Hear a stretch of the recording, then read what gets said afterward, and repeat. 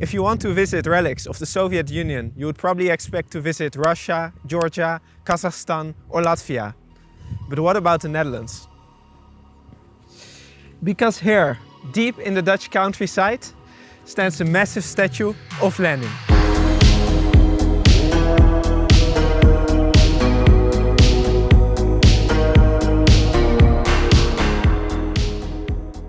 The Netherlands isn't exactly famous for communist revolutions or Soviet monuments, but this statue stands here for a reason. Because these fields were part of the Graanrepubliek, the region in the Netherlands where communists rose to power like nowhere else. This is the story of how that happened and how the hell Lenin ended up here.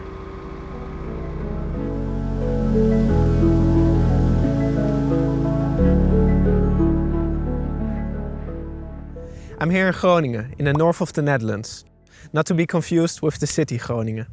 This province is often overlooked, and most Dutch people don't visit it, because it is considered too far away. Well, for Dutch standards at least. And there's a stereotype that it's mostly flat, boring farmland. And yes, there's a lot of farmland.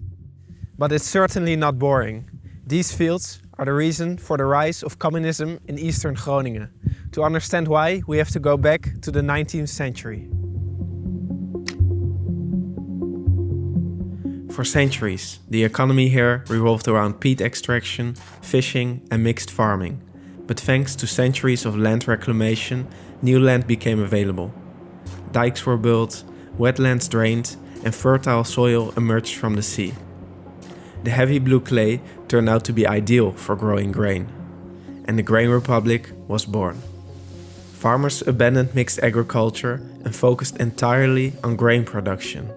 Within a single generation, their lives changed completely. Instead of working the land themselves, they could hire laborers to do the work for them. Farmers became gentlemen farmers, and they became incredibly rich. They were glad to show off their wealth by turning their farms into palaces. Neoclassical facades appeared in the countryside, richly decorated and topped with small towers. English-style gardens surrounded the estates, and farmers who reached a certain level of savings with the bank were rewarded with a red beech tree. Many planted these trees in their front gardens to show off their prosperity. For a time, this became one of the richest regions in the Netherlands.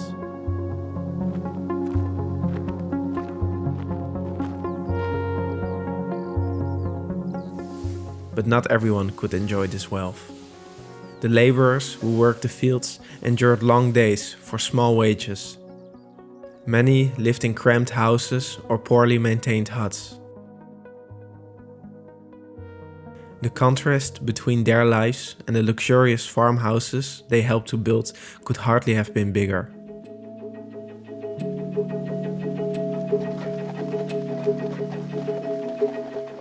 By the end of the 19th century, socialist ideas began reaching eastern Groningen. Laborers felt that someone was speaking directly to their experience. They organized, trade unions emerged, and tensions escalated. In 1892, the first uprising broke out. The unrest grew so serious that the government deployed the army to restore order. The class struggle had arrived in the Dutch countryside. As the workers' movement expanded, it also began to organize politically. After the Russian Revolution in 1917, many radicals in the Dutch socialist movement became inspired by the Bolsheviks. The Communist Party of the Netherlands developed a strong base in eastern Groningen.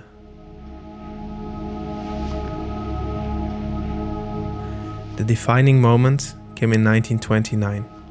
That year, roughly 5,000 agricultural workers launched one of the longest and most bitter strikes in Dutch history. For more than 5 months, laborers on hundreds of farms demanded higher wages, better working conditions, and protection from increasing mechanization. The strike was ultimately defeated. Yet, politically, the strike became a turning point. Over the following decades, pressure from labor unions and communist activists contributed to higher wages, stronger workers' rights, and improved working conditions. The municipalities of Finsterwolde, Beerta, and Bad Nieuweschans became known as the Red Triangle. In Finsterwolde, the Communist Party achieved something unique in Dutch history: an absolute majority in local government. And in 1982, Beerta elected Hanneke Jagersma, the first and only communist mayor the Netherlands has ever had. One of the driving forces behind these successes was Meis, a former factory worker who understood the working class. While representing the Communist Party nationally, he continued fighting for workers in Groningen. A monument was later erected in his honor in his hometown. As you can see, the Dutch do not like overly heroic monuments the way the Soviets do. But more about that later. Life was gradually getting better for workers. But another problem was emerging.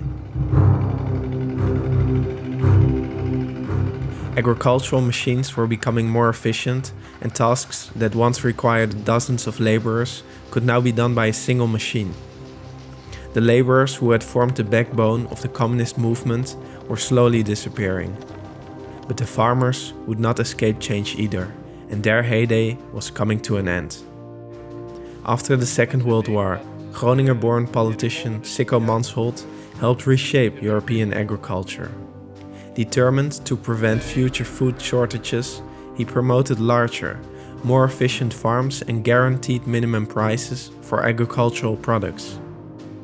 And the policy succeeded. Food became abundant.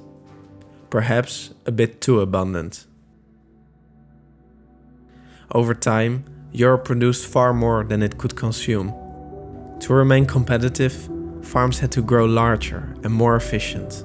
The consequences are visible everywhere in the Graanrepublik. Compared to a century ago, only a quarter of the farmers remain.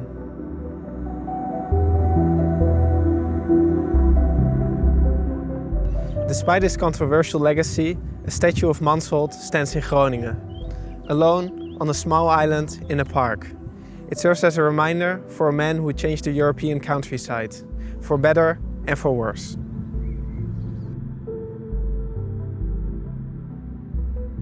Many of the grand farmhouses built during the golden years once stood empty, too large and costly to maintain. Their presence still tells the story of the rise and fall of the Graanrepublik.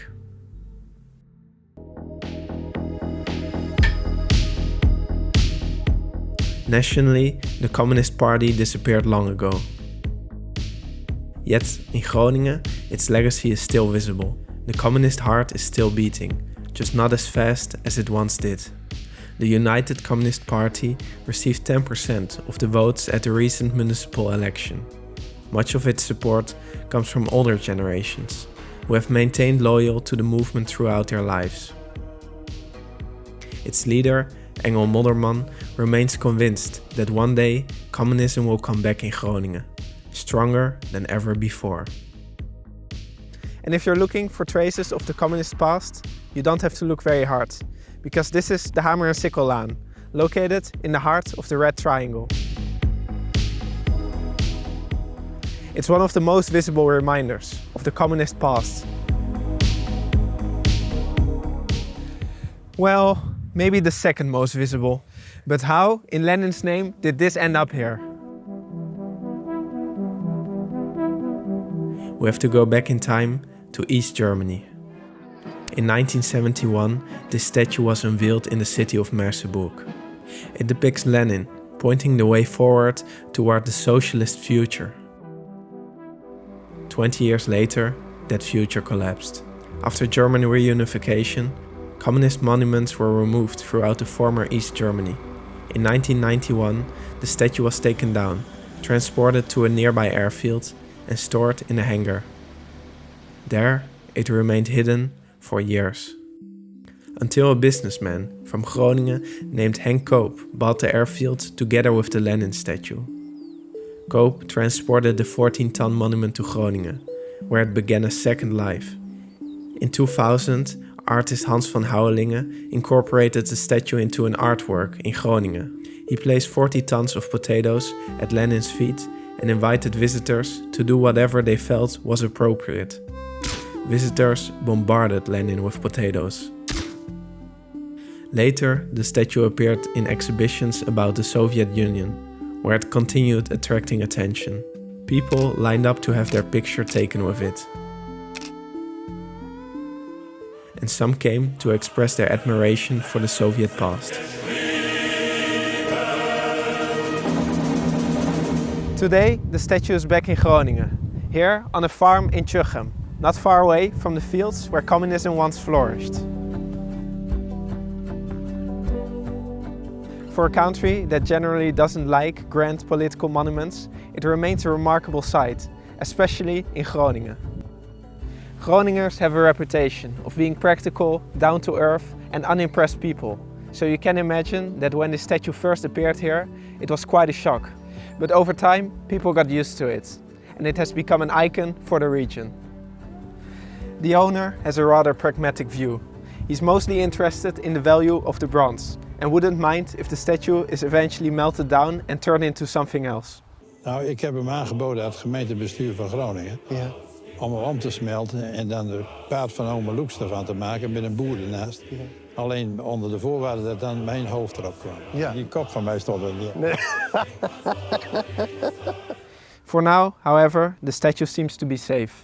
Plans are on the way to give it a permanent place in Heritage Center, the Graanrepubliek, which is scheduled to open in 2028 and will tell the story of this region.